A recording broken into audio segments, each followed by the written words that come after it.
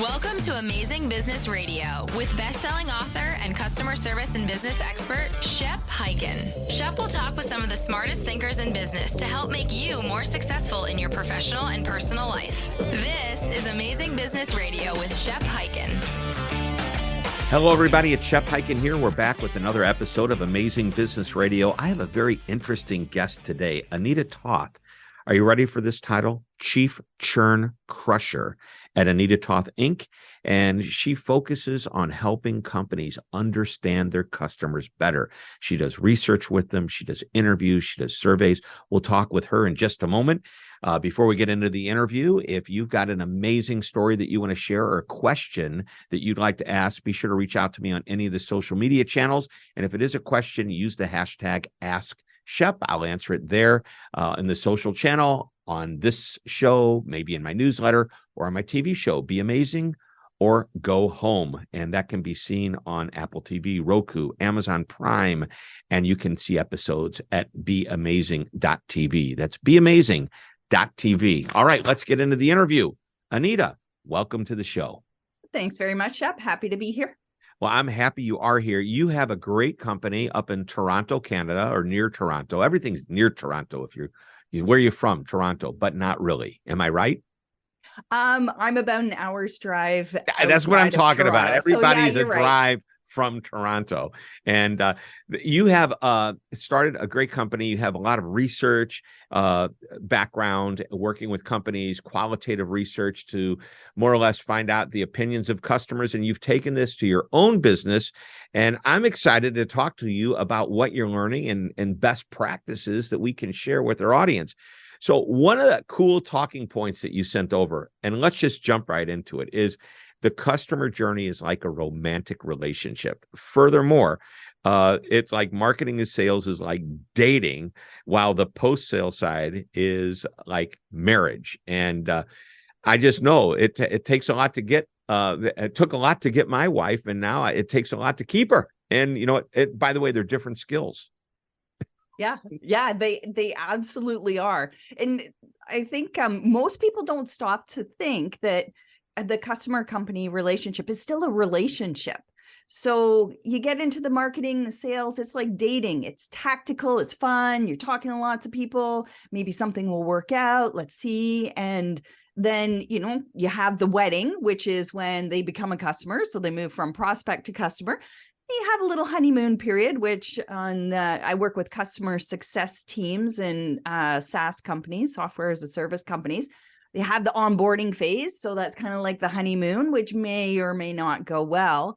And then you have, which is the bulk of the relationship, the marriage, the customer company relationship that is non-tactical. And yeah, you have to use different ways to build the relationship, to maintain it, and to keep that trust going. It doesn't just, it's not just a one and done thing. And I'm trying to get companies to think of it this way, that whatever they did in marketing and sales, they can't continue once the customer becomes a customer. It's a whole different ballgame.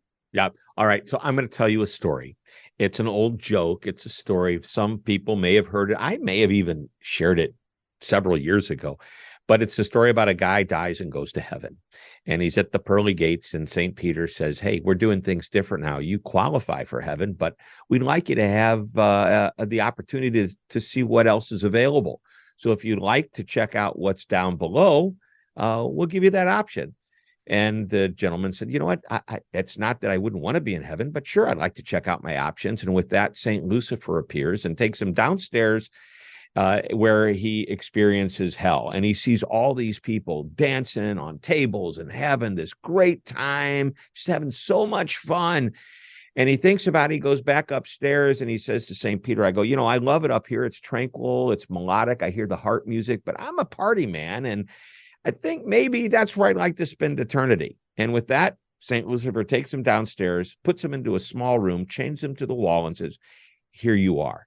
And he goes, wait a minute, just a little while ago, we were dancing, we were having a good time. He goes, yeah, just a little while ago, you were a prospect. Now you're a customer. Okay. So I don't know if that's a good story or not. I don't know if it's politically correct or not, but I think it makes the point that you're trying to say is that, what happens pre-sale and then eventually the sale happens. And I want to talk about this honeymoon period. You and I have a mutual friend, John Rulin. Okay. John's the giftologist. John and I have a mutual friend that you may know, Joey Coleman. Do you know Joey? Yeah. Okay, you yeah. do. Yes. Now you're nodding your head, yes, but the rest of the people listening can't see that. So I'm going to tell them she's nodding her head. Yeah. Joey wrote an incredible book called The First 100 Days, or it's about the first 100 days. The book is titled Never Lose a Customer Again. But it's all about the first 100 days. What happens after somebody decides to do business with you? Now, I have this personal feeling that customer service is built into every aspect of the journey, from even thinking about doing business with you to actually talking to somebody about doing business with you to finally doing business with you and everything that happens after that. But that first 100 days, I think, is your honeymoon period. That's where you validate, made the right decision to get married, to do business with you. So let's talk about that honeymoon. What's your take on that? Absolutely. First of all, it's a great book. I've read it. If anyone hasn't read it, I would recommend Highly grabbing that book recommend and reading it. It's awesome. The other thing is the honeymoon period is where you find out, much like the joke that you told, whether your expectations actually meet reality. And they can meet reality, they can exceed them, or you can find out, oh, wait a minute here, Yeah, what did I do? Much like in your joke. Hey, this is not at all what I expected. So really, those are the three ways it can go. And so, we focus on customer retention. That's what we do. The seeds of churn, the seeds of doubt, all of that are planted right in that honeymoon phase. So if customers, right in the beginning are starting to feel like, I'm not really sure this was a great decision. It's kind of like turning a massive ship around in the ocean. It takes a lot of effort to make that happen. So the closer your marketing and sales can keep the expectations to the reality of being a customer, right there, you've made the customer experience better, and you've made a dent in all the effort you have to do to retain those unhappy customers. Right. Well, the first thing is try to avoid to have those unhappy customers to begin with, and create the expectation that's realistic. But that first 100 days to Joey is crucial. That's when there's some follow-up, there's some onboarding. And I know as a customer success expert, which is one of the areas that you focus on, that's what it's about is, can we get this customer to be successful with their purchase, whether it be software, whether it be a car. I remember sitting in the passenger seat while the guy who sold me my car went over different features, and then we switched, and he said, now let's see if you remember what I told you. And then the lesson continued, and he says, I have a feeling there's a lot of electronics on this car. I have a feeling you're going to be coming back to visit me in the next few days. Just want to let you know when I'm available. And then 3 days later, he calls to say, hey, I'm making sure that or that you were able to do everything we talked. I mean, it was just a wonderful onboarding experience. And that's the way it should be with any type of company. What can we do to make sure that they have success with whatever it is that we sell them? Yeah. And success is a feeling as much it as is. it is. Yeah, very good. Success that's tweetable. Feeling. Yeah. Success isn't just success. It's a feeling. Yeah. Yeah. If you make your customer feel successful, guess what? They feel good about you. Yep. Even if they didn't get the results they expected. And I've had that happen where I have bought software and went to, whatever, onboard myself, adopt it, try it out. I wasn't successful, but I reached out to their customer support team, and I walked away feeling like I was valued, that they were there to help me rather than just, checking off a box. And so I went back, and even though I didn't have success with it at that moment, I felt really good about the interaction. That had me try again. So how many times have we had it where we've contacted customer support? We want to, cancel our account. We want a refund, whatever. If you really feel valued through that interaction, sometimes you change your mind and go, okay, maybe I'll give it another try. Well, and I'll tell you, there's another story. This is a true story. It happened to me. I was working with using a company software, had been using it for many years. I wasn't getting out of it what I wanted to get out of it. I found a better solution for me. And it's not that they're a better company. This company is a great company. I had just signed my year agreement with them. It's a contract. And I thought, well, it's only been a month. Maybe they'll let me out of it. Maybe they'll prorate it, whatever. And the answer was no, they wouldn't. They were very nice about it, explaining why. The CEO got on the phone with me. And he said, and by the way, this is a pretty big company. He said, I'll tell you what, Shep, I know who you are. I believe we're the right software company for you, but here's what I want you to do. I'm going to set you up with one-on-ones with their best people. And if after a couple of months of working with them, you haven't decided we're the right solution, I'm going to end the contract, but you've got to try. I went, wow. Well, and after a few months, we ended. But here's the thing. I'm still recommending that company to all of the people that need what they do. So they ended so strong. Yeah. And that's a company then that really values that relationship. We know when, we're just a number. You can viscerally feel it versus going that extra mile to say, hey, we really value our relationship. Let's try and see what we can do. With that's a huge commitment, even on his part, to dedicate people to work with you to see if you can, achieve that success that you were hoping to achieve. Well, I've probably recommended more people to them since I've stopped doing business with them than when I was doing business with them. I think that's like the ultimate definition of ending strong. Yeah. Yep. It is. I love that story. I may have to write an article about that. That's a good one. I've never written, but it would be a great story. It's like I stopped doing business with the company because it wasn't right for me, but I love them even more now that I've stopped. Yeah. I did write about my experience with this company. Same thing, software company. Actually, my business model changed. And it was one of the first times where I actually felt so weird. I actually felt bad about no longer being a customer. And a part of me wanted to continue to financially support them because my experience was so good. And same thing, I talk about them all the time. I recommend them all the time because they really made me feel valued. And I think that's, we failed to talk about this. We talk about what the customer wants, what they need, what they think, but decisions are based on feelings. That feeling of success, the feeling of failure, the feeling of being valued, the feeling of not being valued. And that's the one piece we tend to dance around because it's hard to quantify. Right. It's easy to quantify ROI. It's a number. And by the way, the C-suite wants numbers. However, you're never going to long-term have a relationship with a company that's just numbers. There's got to be some emotional connection because otherwise, if there's not, you open yourself up to competition coming in that can make you feel good about doing business with them beyond just numbers.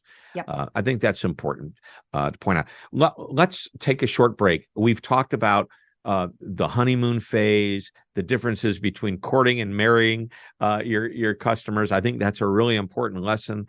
We've just been talking about, the importance of ending strong, which, by the way, none of this is on the sheet, the talking points that I have here. But when we come back, I want to talk about this really cool title that you have, and you are the Chief Churn Crusher.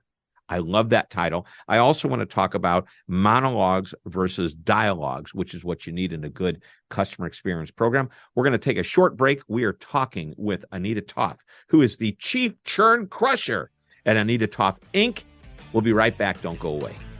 Let's talk about Text Expander, a tool that allows your team to eliminate repetitive typing with just a few keystrokes. Anything you type over and over, such as customer responses, will be at your team's fingertips, so they have the power to do what they do best, just faster.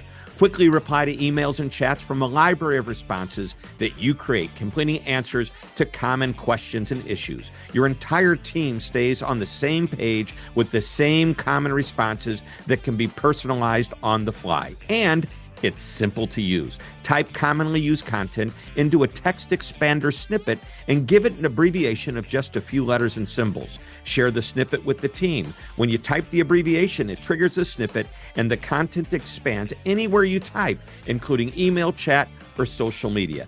It's that easy. Just go to www.textexpander.com to learn more about this amazing and productive tool. Sign up for a year and get 20% off. You're listening to Amazing Business Radio with best-selling author and customer service and business expert, Shep Hyken. We're back on Amazing Business Radio talking with Anita Toth, the Chief Churn Crusher. So that's where I want to go first. I love this title. By the way, do you know what my title is? No. Chief Amazement Officer. I should know that. I should know that. It ties in with the title of the show. Right. Yeah. The Amazing Business Radio. I've written the book, Be Amazing or Go Home. Amaze every customer every time. Amaze is in my DNA. And but this is not about my title. It's about yours. And by the way, just recently, I've seen a number of articles about creative titles that kind of, it is a little whimsical, no doubt, which I think kind of gives people the idea of when they deal with you, they're going to probably be dealing with somebody that's not, I shouldn't say normal because you are normal, but you know what I mean? It's like it's something special. Maybe that's the right word. So talk to me about how you came up with that and why that's relevant to you and your business. Okay. So if you can believe it, 3 simple words, Chief Churn Crusher, took me 6 months to dial that in. And I was really inspired by the Home Depot's old slogan, "You can do it, we can help." So I wanted to be able to express in as few words as possible who my ideal client is for our business, and also explain what we did. So what's the outcome? And it took me, played in the thesaurus forever, figuring it out, working on it. So I got Churn Crusher. And then I was like, well, I want this to be alliterative. So Chief Churn Crusher. And then everyone in the company is also a Churn Crusher. I just happen to be the Chief Churn Crusher. Our goal is to crush your churn. I love it. You got it. Yeah. And who doesn't want that? Right. I know, like even customers do. Like when I become a customer, it's because I want to stay. I don't really want to leave. It's a hassle to leave after you become a customer, especially if you're buying software and you've implemented. So yeah, crushing churn is important, not just for the company, but also for the customer too. So, I can see if I'm sitting next to you on an airplane, I say, can you tell me what you do? Like, hey, my name's Shep. What's your name? My name's Anita. Nice to meet you, Anita. So what do you do, Anita? And you say, oh, I'm a Chief Churn Crusher. What's that mean? And then you explain, well, how do you do that? And that's like the next question, right? And it's like, oh, I'm glad you asked. How much money do you have in your bank account to send me? No, I'm just kidding. But that's what you do for a living. You help companies do that. So can you, as almost succinctly, maybe 3 sentences instead of 3 words, tell us how you crush churn? So we use voice of the customer. That's 4 words. No, that's 1 sentence. We use voice of the customer. That's great. Okay. We use voice of the customer. We help our clients build strategies. We use education and research. So it's actually doing interviews, focus groups, surveys on behalf of our clients to help them get either validation or those deep insights that they've been missing so that they can crush their churn, retain their customers longer. That sounded like a long answer, but I was listening very closely. You had 2 really short sentences and 1 really, really long one with lots of commas and ands and so's. So it qualifies as a 3-sentence answer. Woohoo! That's great.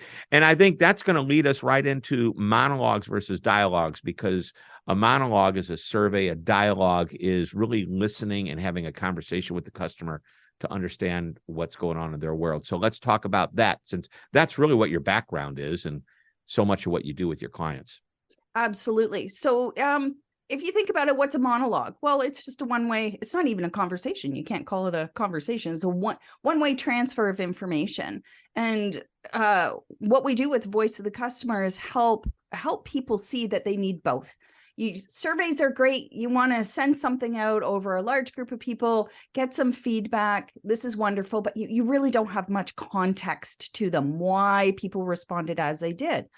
With a dialogue, just like we're having here, you can ask further questions. You can ask what led to the decision. You can ask how they felt, what they thought, what they had to do when something did or didn't work out. And that's where the really deep insights are. The challenge, of course, with having a dialogue is that it's one-on-one, or even with a focus group, you might have, one to a smaller group of people. So you're getting a lot of depth, but it's resource and time intensive, versus a survey takes no time at all. You can put it out to a lot of people, but you don't have the same depth. Right. I get it. So how many people do you need to interview to get really good data? Is a focus group of 5 people enough? Do you need 50? Do you need 500? What's a good number? I hate this response when people say this. It depends on what your goal is. Mm-hmm. It really does. So if you want to do interviews, we always recommend a minimum of 15. And the reason being is you want to make sure that the people that you've chosen and the results you're seeing, you're starting to see some patterns. So really that's the key. And same with a focus group, 10 to 15 people. Anything more than that becomes unwieldy. But you want to get enough people in the room that you can start seeing, okay, 3 or 4 people said this. Is this a pattern? Then you can take that information and go out and survey your customers to see, is this valid? Is this valid across a larger part of our customer base? So the qualitative responses actually lead you to creating a survey that gives you quantitative responses. Yeah. Really interesting. And so I'm going to drill down a little bit more on the types of people you're talking to and interviewing. Do you want to try to get similar customers? Or are you looking for a variety? Or do you suggest, look, you've got 3 different kinds of customers. You've got customers that are all in. You've got, I'm just making this up. I mean, whatever the 3 types are, maybe there's 7 types. I don't know. Would you recommend putting the different ones in a group together, separating them? What works best? So it all depends on what you're trying to achieve. One of the big things there's that answer again. Yeah. One of the big things that our clients come to us for is they do not understand the difference in their customer segments. Oh, okay. So let's interview your best customers, 15, 20 of those. Let's interview that big bulk of customers that are kind of in the middle. Mm-hmm. And then let's interview those who are either at risk of churning or have churned. What are the differences and similarities between those 3 groups? What are they looking to achieve that's similar or different? How are they different in how they perceive their problem and your solution? So that's really one of the basic things. Focus groups are a little different. You do want a mix of people, sometimes in the same room. Sometimes you want to separate them out into smaller groups, but definitely one of the best places to start seeing, like, whoa, we have this customer group right here, our best customers. We find that they do this, this, this, and this. Okay, we found this out through the interviews. Now let's use the surveys to validate. And if you're seeing those patterns being confirmed, what do we need to do to take these people in the middle and start moving them up? What are they doing differently? How do they behave differently? How do they think differently? And start, seeing how, put a plan in place. How can we move them from this sort of, middle ground, which is actually the most at risk of leaving, because you often don't know. Right. You don't know which direction they're headed. Nope. You have no clue. So it starts helping you to create a strategy to then start moving people up from that middle ground into that, hey, this is what our best customers do, how they think, how they feel. And it's incredibly powerful, but you got to interview them. You got to ask. Surveys, monologues are not enough. Do you have a favorite question that's like, this is the question that every client or every customer needs to be asked? Yes. And it's not a question. It is a statement. And it starts like this. Tell me more. Tell me more about how you felt. Tell me more about what you had to do. So it's actually not a question. It's a statement. Tell me more. But it pushes them to give you clarity and a more definitive response. And it's non-threatening. when you ask the question, one of the worst questions to ask is, why did you do that? Why? Because it harkens back to when we were kids and we were being defensive. admonished. It's defensive. Yep. Yeah, by parents, by teachers. Why did you do that? Oh, I don't know. But if you come and ask people, well, tell me more about that. And in that type of tone, from curiosity, like a base of curiosity, people open up. Yeah. Like the stuff that we hear is mind blowing in these interviews, even sometimes personal things that you're like, whoa, I had no idea we were going here. But that's what you want to learn. What's also going on in their personal life that's affecting their decisions as your customer. So this is powerful. This is solid gold information. I really love your approach to it all. We are pretty much out of time. And you know the question that's coming. I have the one thing question. What's the one thing you want to share with our audience? You've given us some great wisdom about the conversations we need to be having with our customers, both dialogues and monologues. We've talked about that romantic relationship we have. We talked about those first 100 days, thanks to Joey Coleman. I really would love to have spent a little bit more time talking about avoiding buyer's remorse, but it'll take us right back to the, what happens in that honeymoon period. What's the one thing, though? One last nugget of information. Okay, so it's a little card I have on my desk. You can't see it, but I'm going to describe it to you. So it's a business card. On the back, it's red. And on the front, it's white with two words written in, they're capitalized in bold. And it says, stop talking. I just did for a moment. It became very awkward. Yeah, that's it became awkward. But that's the whole point. If you really want to deliver those amazing customer experiences and move customers from, feeling like they're not valued, they made the wrong decision, stop talking and start listening. Start listening to not only what they're saying, start asking them about their feelings. Start finding out. Tell me more. Tell me more. Tell me more. And then tell me more and then stop talking. let them fill in the rest. Well, this has been great. Thanks so much for being on the show. This is why we call it Amazing Business Radio. You've given us some great insights. Much appreciated. Thank you. Oh, this has been a lot of fun. Thanks so much, Shep. I really enjoyed being here. Well, me too. Thanks. So, all right, everybody, that wraps it up. Another episode of Amazing Business Radio. We will be back next week with another interview. I hope you tune in. Until that time, this is Shep Hyken reminding you to always be amazing.